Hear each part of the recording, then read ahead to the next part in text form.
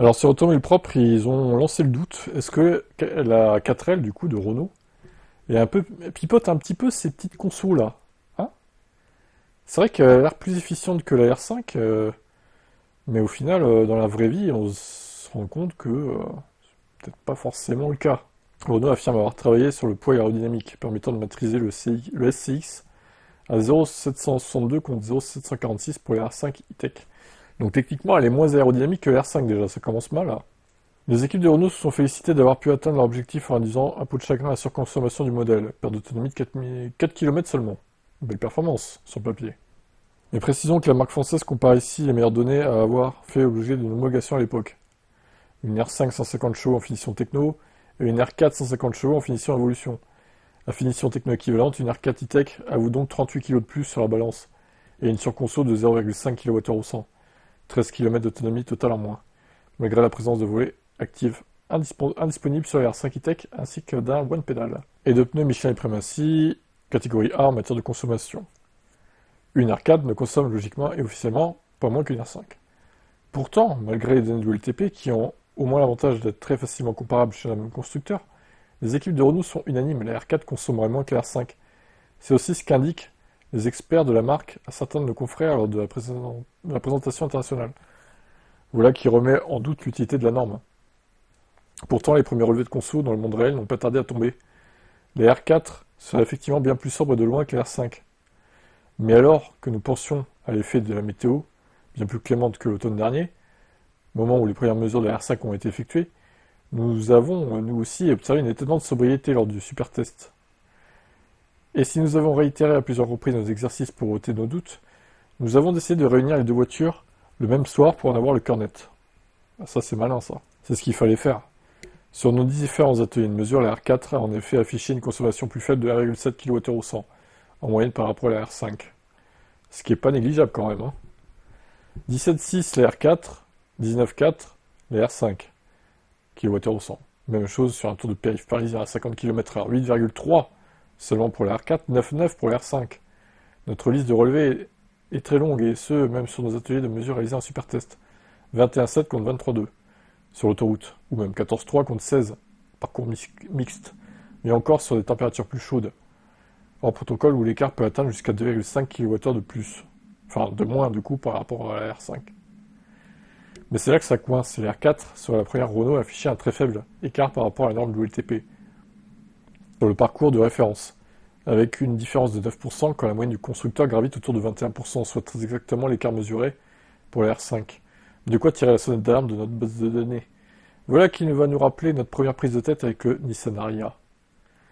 Oui, alors lui, effectivement, ils ont un peu grugé aussi, hein, Nissan, avec les consos là. C'est en partie grâce aux SUV japonais. Nos méthodes ne laissent désormais plus aucune chance au système des voitures qui passent entre nos mains. Ainsi, on a rapidement remarqué un très sérieux décalage entre la charge réellement consommée et l'appétit communiqué au tableau de bord. En remettant de l'ordre dans notre folle quantité de chiffres compilés lors des mesures différentes, on s'aperçoit donc que la R4 enjolive la réalité avec une consommation inférieure de 2,2 kWh au 100 en moyenne par rapport à ce qu'elle pompe réellement dans la batterie. C'est beaucoup trop. Ah, c'est même limite mensonger en fait. Attention Renault là, ce genre de choses n'est pas tolérable. Les 24% de charge consommée sur un parcours correspondent en réalité à une conso de 20,8 kWh au 100, et non pas à 18,4, comme le compteur voulait le faire croire.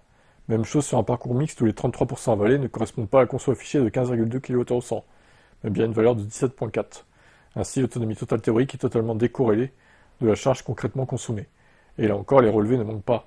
Quand les 3 R5 passés à la loupe par nos soins n'ont présenté aucun écart, les deux R4 différentes ont eu le même comportement. Le tout n'est plus permis. Il y a un problème. Alors soit c'est fait exprès, c'est fait pour enjoliver la réalité, truquer les chiffres et se donner une belle image, soit c'est pas fait exprès, il y a un bug logiciel qui sera corrigé. J'espère que c'est la deuxième solution, qui vont le corriger, que c'est pas fait exprès. S'ils ont fait exprès, par contre, c'est honteux, il faut le dire. Pourquoi avoir fait ça? Pour expliquer ce phénomène, certaines voix de chez Renault ont d'abord attiré notre attention sur la présence d'un mode one pedal et de volets actifs. Un discours qui n'est pas chiffré. Ces deux seuls paramètres n'expliquent pas un gain sur conso important, d'autant que nous avons récupéré la même quantité d'énergie avec les deux voitures sur nos tests de récupération en descente avec les modes les plus puissants. En se basant sur ce qu'ils ont vécu avec l'Aria, ils ont également pensé au calibrage BMS et à la linéarité de la jauge. Pour rappel, le SUV japonais dispose d'une étonnante réserve d'énergie entre 99 et 100% de charge, ce qui signifie que la capacité utilisable est plus faible que ce qu'elle devrait être, faisant apparaître là aussi une consommation inférieure de 2 kWh au 100 par rapport à une jauge correctement calibrée. Dans le cas de la Renault E-Tech, la Renault 4, nos mesures n'ont relevé aucun problème de ce type. La jauge est parfaitement linéaire et strictement identique à la R5. Enfin, si on pouvait penser que la consommation de la clim n'est pas prise en compte dans la calcul, c'est pas le cas, comme l'ont aussi relevé nos tests. Seule tendance observable, le système oublie simplement de prendre en compte un certain niveau de charge en fonction de la distance parcourue. Les raisons de cet important décalage sont toujours inexpliquées. Il s'agirait simplement d'un mauvais calibrage de l'ordinateur de bord. Rien d'alarmant donc, puisqu'une mise à jour suffirait à corriger le souci. En attendant, la R4 E-Tech enjolive la réalité en oubliant de compter 2,2 kWh au 100 de moyenne. Dès lors, le SUV urbain se targue d'être le plus sobre que la R5, équivalente de l'ordre de 1,7 kWh au 100 à la condition identique. Et encore avec des conditions plus clémentes. Au final, toujours selon la moyenne des relevés, les R4 consomment près de 0,5 kWh au 100 de plus qu'une R5 équivalente dans les mêmes conditions de roulage, soit très exactement la surconsommation qu'indique la norme WLTP. Le modèle techno épluché au supertest confirme aussi l'écart de 0,3 kWh au 100 en moyenne par rapport à la R5 E-Tech iconique déjà étudiée. On vous l'accorde, ça représente beaucoup de logistique et de prise de tête pour une voiture dont la surconsommation et la perte d'autonomie sont absolument insignifiantes au quotidien, mais c'est plus fort qu'eux. Ils aiment la précision chez Automobile Propre et la justesse des informations quand vous communiquez. Surtout, une voiture ne devrait pas afficher des consommations erronées. Car c'est vrai, ils ont raison, hein, totalement raison. Moi, ça me rendrait fou d'acheter une voiture. D'ailleurs, c'est ce qu'il y a un peu avec le Kona 1 hein, que j'avais. Hein. J'ai toujours pensé que avant la mise à jour, ça consommait très peu, mais il y a eu une mise à jour et ensuite, je remarquais que ça consomme un peu plus. J'ai toujours pensé que le Kona 1, en fait, il sous-estimait un peu les consos, pareil, un peu que la R4, là. Alors, il consommait toujours moins que le Niro que j'ai maintenant, mais c'était plus proche, déjà, la différence. Mais c'est pas normal, ces voitures-là, qui donnent pas les bonnes consos, je suis désolé, il y a un problème. Si les clients ne devraient pas être terriblement impactés sur la route, l'autonomie restante affichée est fiable, et le taux de charge est une valeur sûre, les autonomies totales calculées qui en découlent ne sont pas réalistes. Quoi qu'en disent secrètement les équipes de la marque, la Renault 4 E-Tech n'a rien de magique. Elle reste donc encore soumise aux lois de la physique et ne consomme pas moins que la R5.